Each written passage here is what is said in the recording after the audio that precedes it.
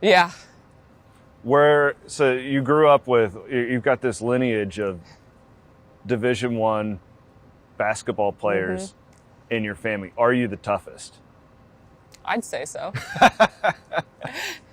How would you categorize your sisters in that, as far Like as rank them? Yeah, well, not necessarily as like how good of a player what are their basketball strengths, weaknesses, all that good stuff. Courtney, I'd say, is more of like a shooter. Her and Aubrey are pretty similar. I think Aubrey's a little tougher, though. Okay. Aubrey will take it to the rim a little more, but... then Kelsey, I'd say, is kind of in between me and Aubrey. And then Bailey, I don't know. She's too young still. Okay, yeah.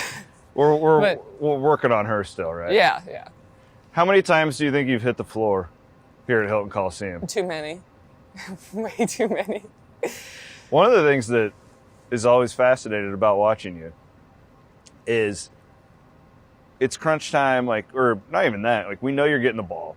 Mm-hmm. We know what's going to happen. The other team knows what's going to happen, and they'll throw 2 or 3 players at you, and they get really physical with you. It's kind of been you've probably taken a lot of ice baths. I never see you, at least you don't appear to look mad. Do you get mad on the floor? Not really.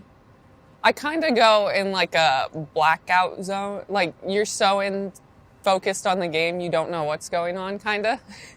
So I'm not thinking, I'm just out there playing. It's like muscle memory. So you just go back to when you're in the backyard playing by yourself or playing against my sisters. Like you're not really focused on you're so focused on what's going on, you're not really thinking about anything else. One of your coaches, yeah. One of your coaches told me about this blackout zone that you get in, and they described to it. It's like maybe not even play to play, but it's like within the play even. Yeah.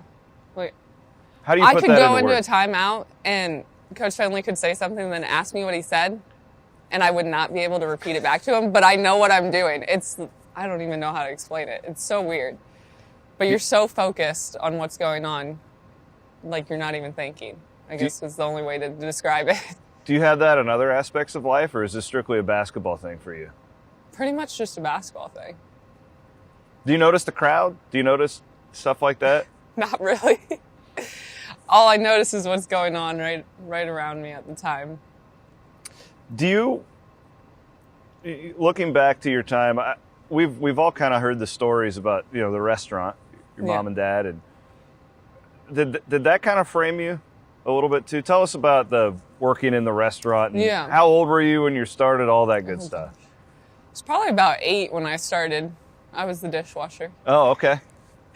But we were in Solon, and so they had beef days, which was a big carnival. They had a parade, and so we were right on the corner where everything was at, and so it was always busy. And my parents were like, "All right, you're washing dishes," and so that's how it kind of started. And eventually, I figured out I don't make any money washing dishes. So I want to wait on the tables and get tips to actually make some money. So then I started waiting on tables. I don't know how old I was, maybe 10, 11. Is that kind of where your grit kind of got developed? Yeah, I mean, our parents kind of taught us hard work pays off, and you're not just handed things, you have to earn it. So my sisters and I have all bought our own cars, but we've had to work for it. They're not just going to hand us the money to buy a car. Or in school, you can't just show up and pass the test. You have to study and put in the work and the time and the effort. And I think that kind of goes back to the restaurant.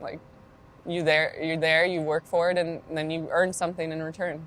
Feels like it too, to have as many Division I college basketball players from the same family. Talent can only get you so far. Yeah. And clearly there was something, not necessarily in the water at your house, but something fueled you guys to get to this level. It also was family time for us too. We'd go out in the backyard and play a family game, and so it didn't seem like extra work. It was more fun than anything, and it kind of trickled into I want to be really good. I want to play college basketball, and then you have to continue putting in the time and the effort. And our dad kind of helped with that too. He was the coach, and he would run us through drills, and he still does when we come home. It's back to the gym. And he's got drills and he'll watch videos and pull up new drills, and we're always doing something different. So when you're all grown now, like when you come back for a holiday, you guys are still duking it out in the backyard? Not in the backyard because we moved, but Okay. but we go to the gym. Yeah. I bet that's a sight. Is there like a sibling rivalry? Like, do you and Aubrey, since you're the closest age, you go at the hardest? Probably. I don't know. It kind of depends. Courtney doesn't really play as much anymore just because she's done playing. Yeah. But I'd say, yeah, usually it's whoever's closest in age. All right, I want to learn more about you off the court, but I have to ask. So Aubrey transfers to Oklahoma. You had to play her a couple times this year. You could very well play her in the month of March. What in the world has that been like? It hasn't seemed too weird. Okay. Like, we don't really guard each other. We guard each other a couple times, but you're not really thinking about it. We don't really talk about it, I guess, until after the game. Then we'll talk, and it seems pretty normal. Any quirky rivalry stuff between Iowa State and Oklahoma now that she's there? Does she still wear Cyclone basketball gear? She does not, but she got me an Oklahoma shirt for Christmas. Have you worn it in public? Not in public. I wore it during their game against Kansas while I was watching at home. Okay. So you've been described to me, I did a few interviews to get ready for this, as an old soul. Is that accurate? Probably. It's probably because I don't know how to work my phone. Oh, really?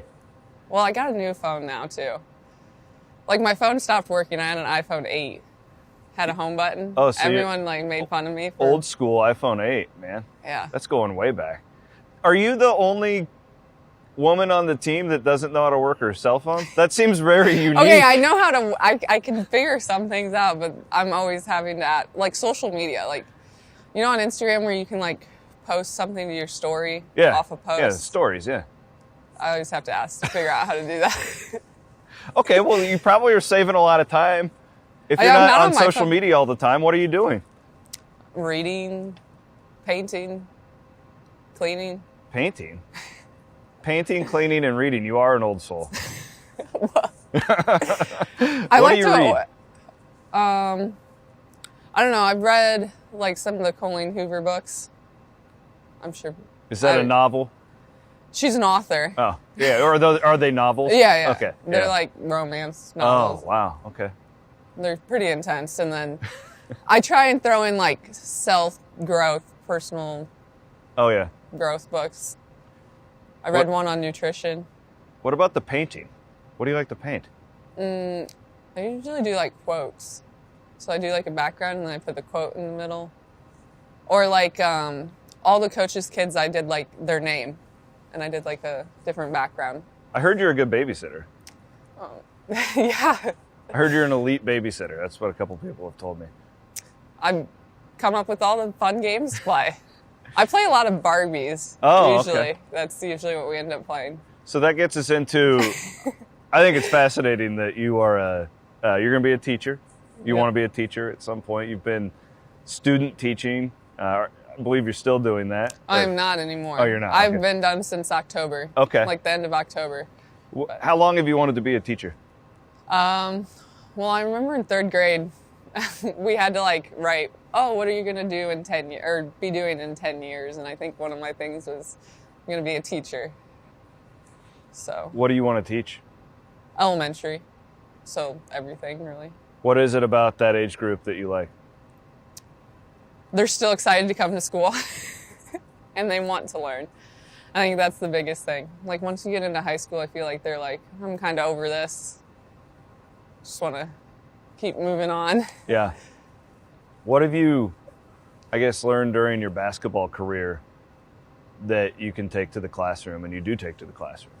I think the biggest thing I try to teach them is like things aren't always going to be easy. Like they may struggle with math, and the more they practice, the more they work at it, the easier it's going to become. And they kind of, I don't know, a lot of them get down on themselves and they don't realize it's a long process. And they're like, well, you're an All-American. You're already good. And I'm like, well, you know, when I was like your age, I could hardly dribble a basketball. I'd dribble it off my foot. I still dribble it off my foot sometimes. And they don't really understand that, but it's something they have to like learn on their own, I guess. Yeah, that's powerful stuff. I feel like too, there's an instant gratification part of a lot of this, and I've had the honor to be able to travel with you guys and stuff. And you can see it. Like you don't just show up and be an All-American like you are. Yeah, it takes a lot of time and effort. Feels to me too like I've been around Fennelly's program a long time, and you're like the perfect Bill Fennelly player. Talk to me about that relationship. How has he kind of molded you to be where you are today? Yeah, I mean, he's a great coach. He obviously does an amazing job of understanding his players and putting them in the correct roles and situations. And he wants you to be successful, not only as a basketball player, but as a person as well, in school and out of school. And he's going to push you to continue to get better every day. And it's not always easy, but he's going to ask you to do more every time you step out on the court. It's been fascinating to watch you grow since your first game up until now. I remember it was your freshman season when we were in Iowa City. I think you were like 0 for 11 in that game or something like that. I do remember that. And I remember how dejected you were and mad at yourself after it. And it's fun to watch where you are now, because I remember that moment. What did you say you've had to work on the most from that moment up until now when you're getting ready for senior day? I think just everything, to be honest. Good answer. Yeah. Being able to handle the ball, not necessarily just being a three-point shooter, but also being able to score mid-range, attack the basket, just finding different ways to score. Everything, really. We have great women's basketball in the state of Iowa. In fact, as we do this interview, the girls' state is going on. We're going to have multiple NCAA tournament teams. We have a lot of young women watching this right now. What advice would you give a 10-year-old girl who wants to be in your shoes someday? Just put in the time and the effort, practice, and dream big. Like, I didn't know I was going to accomplish as much as I did, but if I put in the time and the effort, and amazing things happen from that. You just have to work hard. So, looking ahead to the month of March, your guys' season has been, frankly, a roller coaster. Yeah. Stephanie goes down. So you had to learn in the offseason kind of how to play with this elite 6'6" post who could run the floor.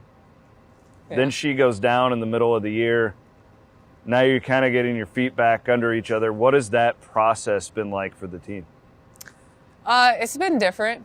Just having to adapt and be flexible, I guess, because Mo stepped up really well. The last couple of games, she's had really good games. And then Nye has been stepping in, playing the post more. And I think we all have to learn just to take it one game at a time and not get too far ahead of ourselves, and just go out and play hard the entire 40 minutes or 50. Do you have a specific goal going into the NCAA tournament? Is like, man, I want to get to a Final Four. Do you have anything like that written down? Well, I want to win a national championship. There you go. That's the good answer right there. But you can't get too far ahead of yourself. It's just one game at a time. And right now it's Kansas, finish out the regular season, and then Big 12 tournament. Well, best of luck, Ashley. Thank you. It's been really a pleasure to kind of be there when it all started for you, and you've had just this illustrious career, and you've been a great ambassador for the women's game as well. So thank you for your time. We appreciate it. Thank you.